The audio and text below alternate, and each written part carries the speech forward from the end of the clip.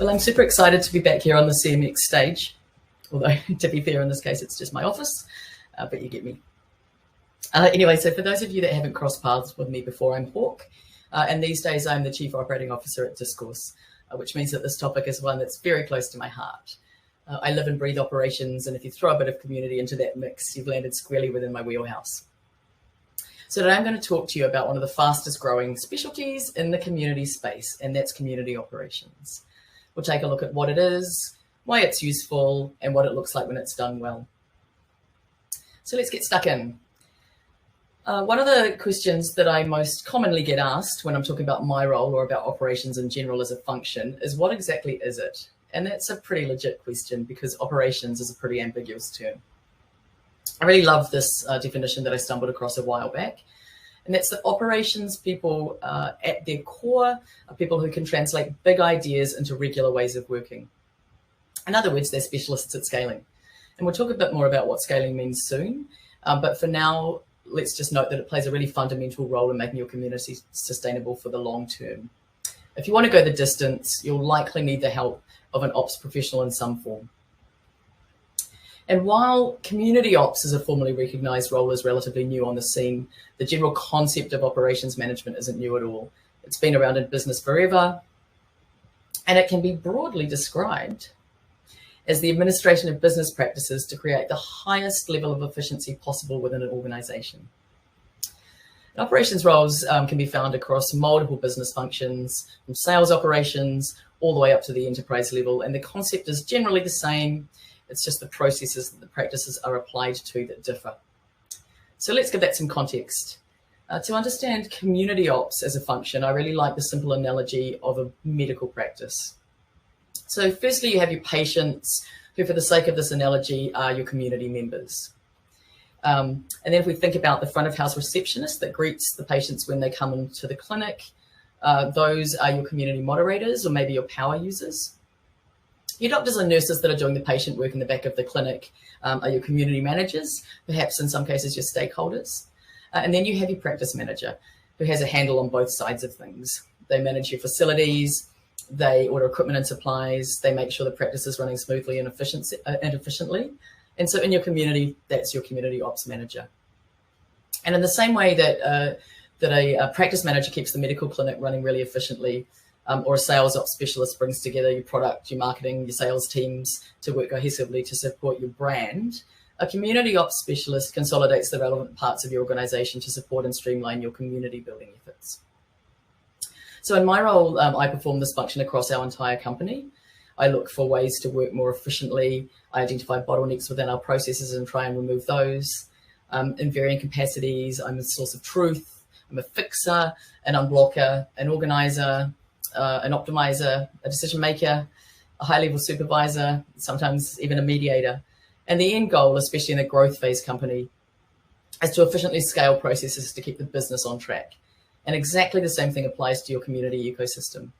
The primary responsibilities of a community ops specialist are to measure the overall business impact of your community so that you can efficiently scale your processes to meet your business objectives, and also to make sure that they continue to be met, obviously. And anyone that's been in this community game for a while knows that that's the key to sustainability, proving your value. But in the same way that a seed stage startup doesn't generally need a COO, you don't generally need a specialist in this role when you have a really small or early stage community, because your community manager is likely to be a generalist who takes on many of those responsibilities themselves. Ops tends to come into the picture when you start to think about scaling your community. So let's just stop for a second and have a chat about what scaling actually means, because the term is often used interchangeably with growth, but they're not really the same thing. When you grow, you increase your revenue, or your engagement, your signups, or whatever your key metric is, at the same rate that you add resources. But when you scale, you increase that key metric with relatively little increase to cost or resource.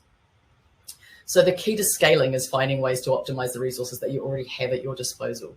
Or in other words, making existing resources work harder for you by adding efficiencies into your processes. And this doesn't happen so much in early stage communities because the tasks that you undertake in those initial stages of community building aren't generally scalable. But once you get past that foundation phase and you have reached your critical mass, Efficiently scaling your processes means that you can grow your community at a much greater trajectory without having to grow your team at the same time. So a practical example might be streamlining some moderation processes so that you don't need to keep adding moderators to your team as you grow your community. So if you remove unnecessary complexities from your moderation strategies, then each individual can work much more efficiently, therefore covering more ground by themselves. And a practical example of that might be a volunteer or a super user program, which is a really good example of scaling your moderation in an economical way. And it can be tricky to know when the right time to hire into this role is. Ideally, you want to hire before your community manager gets overworked, but there's really no point in bringing in an ops specialist when you're still seeding the community. But in the same way that startups often struggle to know when the right time is to bring on a COO, community teams often wait too long to bring someone on board to handle community-specific ops, because there's a real kind of lack of clarity around what the role entails and exactly what benefits it can bring. And when everything's running really smoothly, it's easy enough to be complacent, stick to your status quo. Sorry, I just kicked my rubbish bin. But it's really difficult to scale without proper oversight, and that's where ops comes in. So an experienced community manager might have your day-to-day management all in hand, community's trucking along nicely, but an ops specialist can really support those efforts by introducing efficiencies that are data-driven, and then they can go to bat for your stakeholders to get buy-in. So let's dig in a little bit to the actual tasks. What do these people bring to the table? Well, their core functions can be broadly divided into three categories, and that's analysis, advocacy, and management. And under the heading of analysis fall a whole lot of vital activities which really form the backbone of the role. Ops is all about the power of data. So we'd expect to see tasks like determining which metrics to measure which metrics to track in order to measure the effectiveness of your community and the performance. And monitoring trends in your data to detect bottlenecks or to find ways to improve efficiencies. Analyzing feedback to uncover gaps or pain points. Looking for ways to improve or scale really granular processes, and perhaps even identifying areas of high cost or low value, with a view to sunsetting those programs or perhaps pivoting. And then under the heading of advocacy, we'd expect to see things like campaigning for the community at an overarching business level, advocating for your members with your community team, often advocating for your community team with your stakeholders, and then liaising internally with other teams like maybe engineering, UX, design, product teams to drive projects forward. And that kind of leads us into the management aspect, which is a bit more broad. But a skills ops specialist is going to have project management skills, they're going to have product management skills, they're going to have people management skills.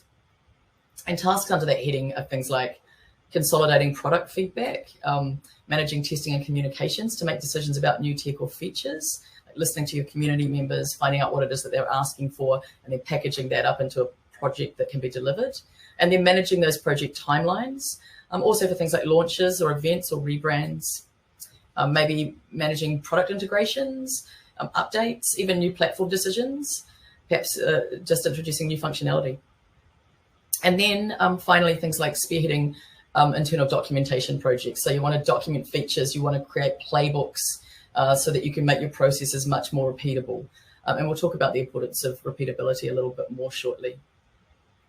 But now we have a broad handle on the basic tasks. So let's think about how they might work in reality. So the first step when you undertake an ops project is to make sure you have a really clear grasp on the main goal or goals of your community and the associated business objectives. And that's really important. One of the key functions of operations is to track business impact and to demonstrate and effectively communicate your return on investment. And in order to do that, you really have to have a North Star. So anyone that's ever worked on an ROI project will know that it's very difficult to quantify delivered value if you haven't actually established what that value looks like. And I often see people in community groups asking, what should I be measuring? But unfortunately, if you're asking that question, you're probably already on the wrong track, because your metrics will be dictated by your goal. So getting stakeholders around the table to agree on what those goals are and what your outputs might look like is the first step. And that's right within the community ops manager's wheelhouse. And so the next step after that is tracking the right metrics so that you can measure your success as you implement your changes. And it's important to remember that you can't effectively scale based on your instincts. So often we have small wins or sometimes even big wins, but they won't be repeatable. And easy repetition is the key to scaling. You need to make things efficient, but every decision needs to be backed up with data. It's also important to remember that efficiency isn't just fixing current processes or unblocking bottlenecks that you find. It's also about removing bits that are burning through resources without proper return. But again, that's where your metric tracking and your data mining will come in. So let's give some context with an example. Let's say you manage a community of practice and you're aiming at educating and empowering experts in a specific field, and maybe your goal is selling courses and books. Your ops specialist might discover through data analysis that if a member posts a question in a particular category on your forums, they're 3 times more likely to buy a course. So now you've got concrete data that's going to support scaling efforts to drive people back to that category as a priority. That might mean making it a primary CTA on your homepage. It might mean adding a step to your onboarding journey. It might be incentivizing people to post, although you do need to be a bit careful with incentives because you don't want to override the intrinsic motivation to post there in the first place, or you're just going to negate everything entirely. But again, something your data will tell you. So I think what we're hearing is how handy it would be to have someone that's tracking these metrics, that's keeping an eye on these trends, that's really got their hands deep in this data so that they can give you guidance accordingly. And along similar lines, let's say that your number of new monthly signups is a secondary metric, because obviously you can't sell courses if people don't know about them. And perhaps your data is telling you that people are dropping out at a specific place in your registration journey. Your ops person could dig in, have a look and see why that is, and help you mitigate against further loss. So to take a real life example, several years ago, Etsy discovered that their local meetups, which I think they call maker groups, were really good at fostering connections and starting conversations that were driving people back to their community, therefore supporting their retention metric. So let's assume you have a similar goal. Your objective is to build connection through events. Tracking your data is going to give you the necessary insights to maximize your uptake. Where are your events being organized? How are they being organized? How are people finding out about them? Can you simplify those processes to make it easier for people to join? Can you amplify your messaging so that more people know about them? And these are all the kinds of questions that a community ops specialist can help you answer, which of course frees you up to focus more on supporting your members. At Discourse, we have a customer that runs a really large education community, and its goal is to support students to learn while they're undertaking paid courses. And unfortunately, a while back, someone on their team incorrectly updated their contact information, and that meant that students couldn't figure out how to submit their assignments. And it took many weeks before they realized that this was happening, and during which time I suspect they probably lost quite a number of paying customers. But had they had someone focused on ops, they would much more probably have discovered the issue in a much more timely manner, and therefore been able to plug that gap a lot sooner. So let's have a drink. All right. So we've uncovered the most important part of the role. As well as streamlining your processes, you need to make them repeatable and scalable. And to do that, you need built-in indicators that things are or aren't on the right track. In infrastructure terminology, we call these canaries in a coal mine.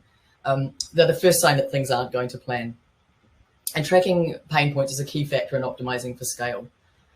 But a pain point can take many forms, so how you deal with those is going to vary.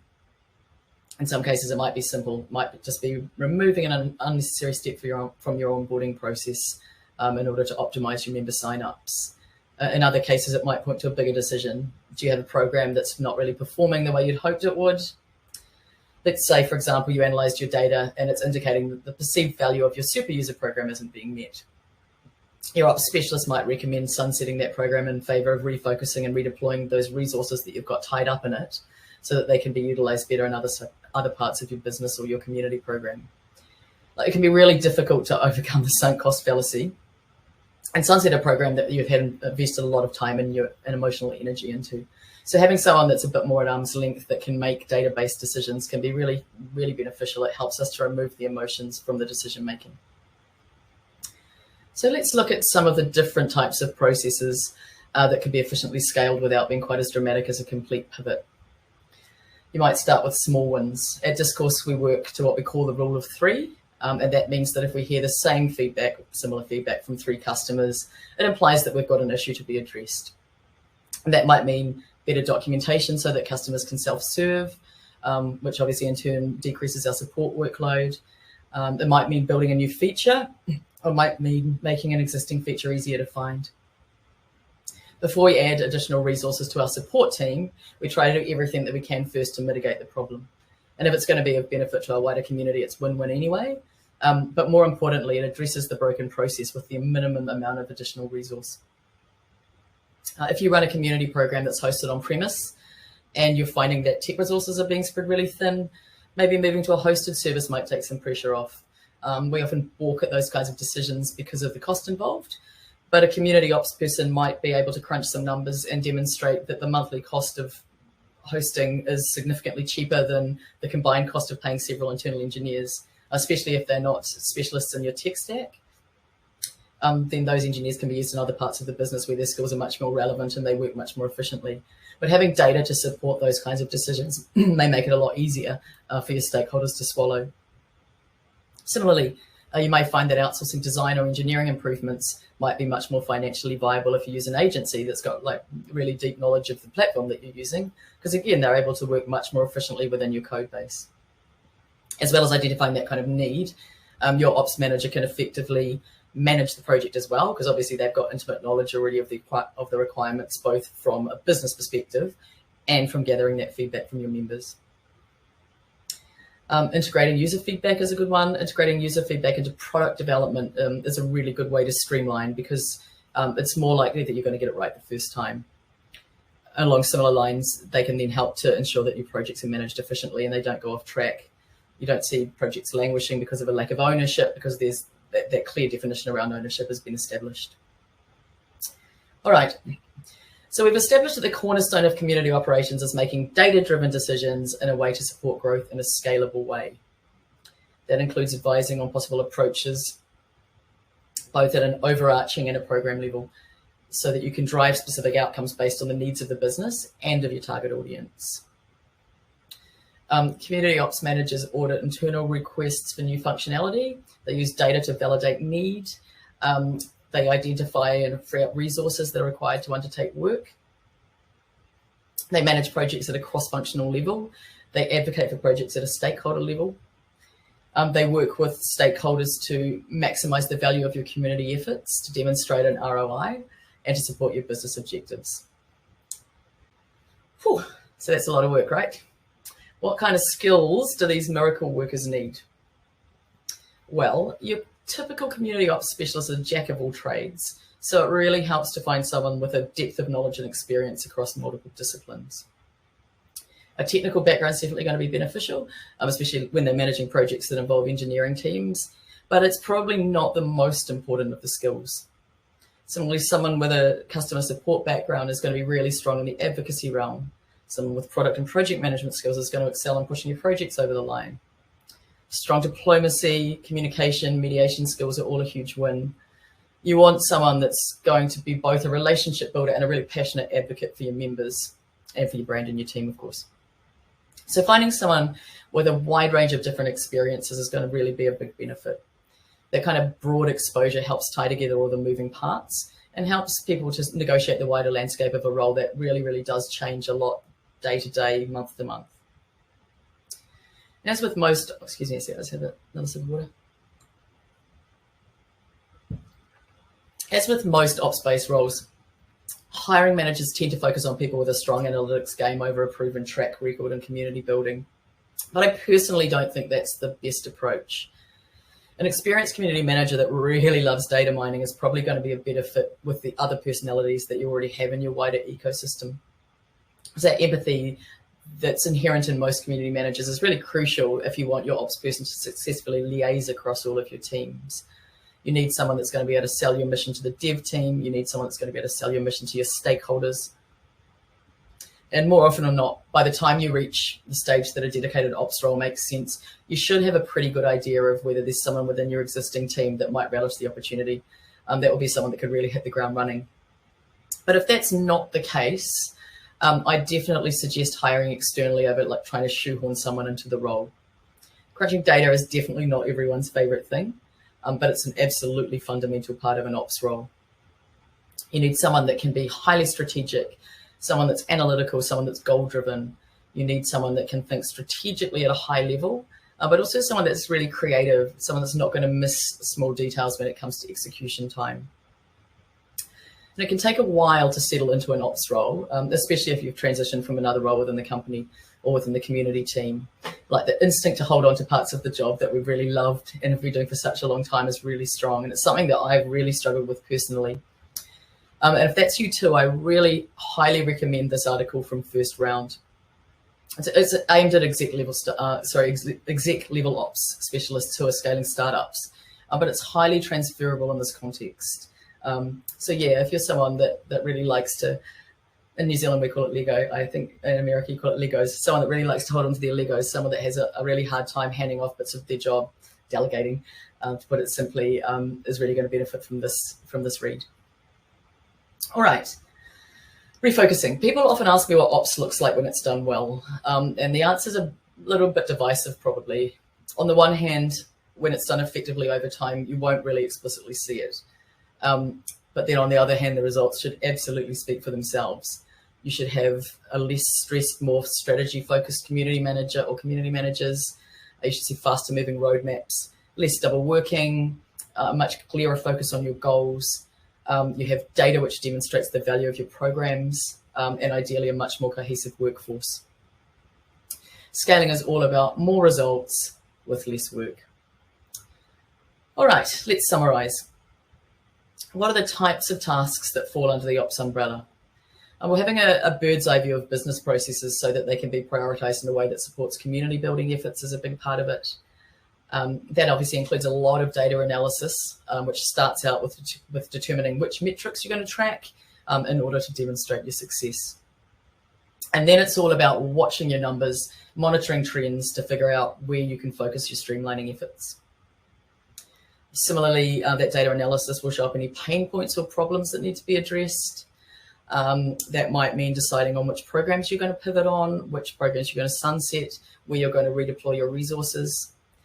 On the flip side, if something's working really well, it might mean creating a playbook so that process is repeatable.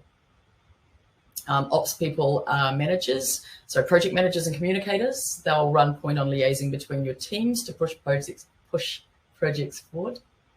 And they're advocates that are going to go to bat for your members with your team and for your team with your stakeholders. They really give you a voice at the table that has some weight behind it because it's data backed, and that's a powerful place to be. So when is the right time? Well, if you're still at that seed stage or early growth stage, it's not necessary to have a dedicated ops role. That really comes in when you start scaling. But we need to remember that scaling is not the same as growth. One's about adding resources and the other's about maximizing the resources that you've already got. If you find yourself repeating granular processes or getting blocked, that might be time to bring in a fixer. Another really important key indicator is if you're hitting walls because you don't have enough data to support your requests or your decisions. So who do you call? Well, there's no formal qualification for community ops that I'm aware of, but the people that do tend to do well in this type of role have a really broad range of skills and experiences from which to draw. They've got to love data. They've got to love reading graphs. They've got to love getting their hands dirty in numbers. They also need project management skills. They need to be a clear and persuasive communicator. And lastly, they need to be someone that's really confident and feels as comfortable chatting to your engineers as they do sitting at the boardroom table going to bat with your stakeholders. So someone that's got that confidence and that communication skill set is going to be incredibly beneficial to your team. I think that might be it. That's it. Thank you very much. I hope you learned something. Please feel free to reach out over email or Twitter if you've got questions or if I can support you in your ops journey in any way. See you later.